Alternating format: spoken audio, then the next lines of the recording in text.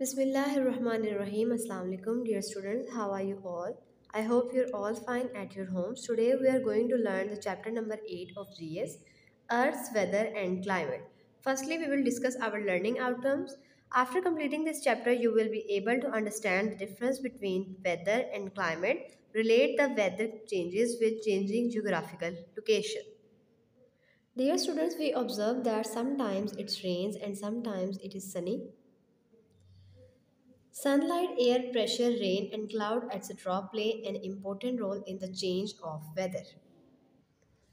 Weather and climate. The daily condition of the environment or atmosphere of a location is called weather. Duration of the weather may be one or more days. Weather is described in terms of temperature, humidity in air, precipitation, clouds, and winds of that particular location.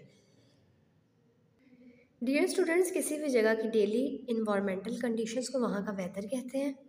Duration of weather एक या एक से ज़्यादा दिन है. Weather को describe करने के लिए हम जिन टर्म्स को यूज़ करते हैं उनमें टेम्परेचर, ह्यूमिडिटी यानी नमी in air, precipitation, clouds and winds of that particular location शामिल हैं.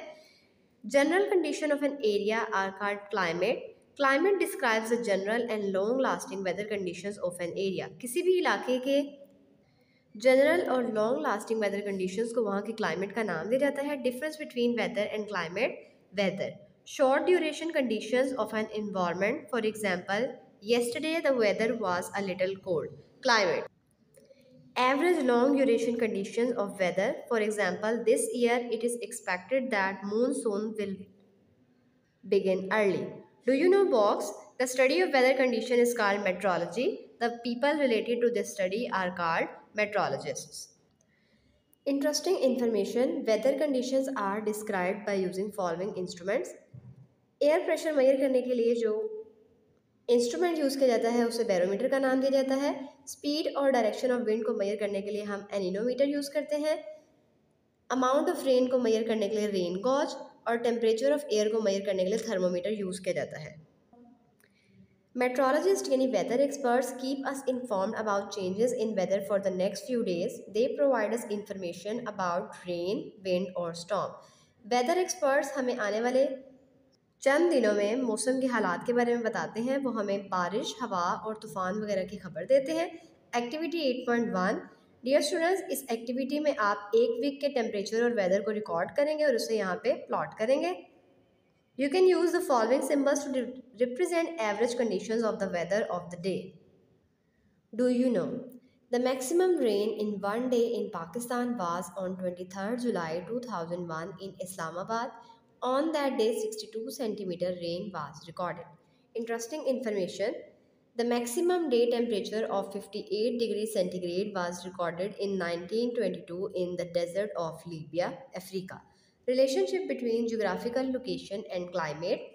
Geographical location of a region is an important factor for determining its climate. किसी भी इलाके के क्लाइमेट को डिस्क्राइब करने के लिए वहाँ की जोग्राफिकल लोकेशन एक इम्पॉर्टेंट फैक्टर है. Many other factors affect the climate of any geographical location like temperature, air pressure, speed and direction of wind, humidity यानी नमी, rain and snow etcetera.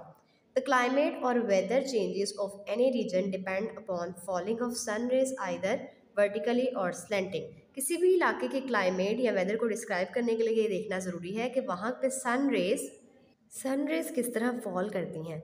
On the basis of climate we can divide the earth into 3 zones. First is tropical zone, second is temperate zone and third is polar zone. Tropical zone. Do you know box को पढ़ेंगे. The maximum temperature in Pakistan was 53.5 degrees centigrade in Mohenjo-daro on 26 May 2010 and in Turbad on 28 May 2017. Do you know? The equator is an imaginary line that divides the earth into two equal parts. Dear students, आप जैसे कि picture में देख सकते हैं कि equator ऐसी line जो अर्थ को बिल्कुल दो इक्वल पार्ट्स में डिवाइड करती है. Tropical zone. Tropical zone consists of the regions located around the equator. Dear students, as you can see in the picture, equator के करीब वो इलाका जिसे ब्लू कलर से शेड किया गया है वो ट्रॉपिकल जोन है. Here the sun rays fall vertically, that is why the climate of this zone is hot. Temperate zone. Temperate zone is located between tropical and polar zone. Polar और tropical zone के दरमियान जो reason पाया जाता है उसे temperate zone कहते हैं। Here the sun rays fall diagonally. The climate of this zone is mild due to slanting sun raise.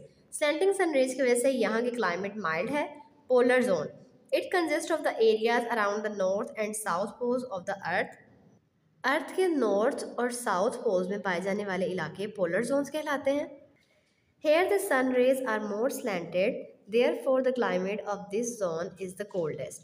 यहाँ पे सन रेज slanted होती हैं जिस वजह से climate जो है वो coldest है। As we move away from the equator, climate becomes less hot.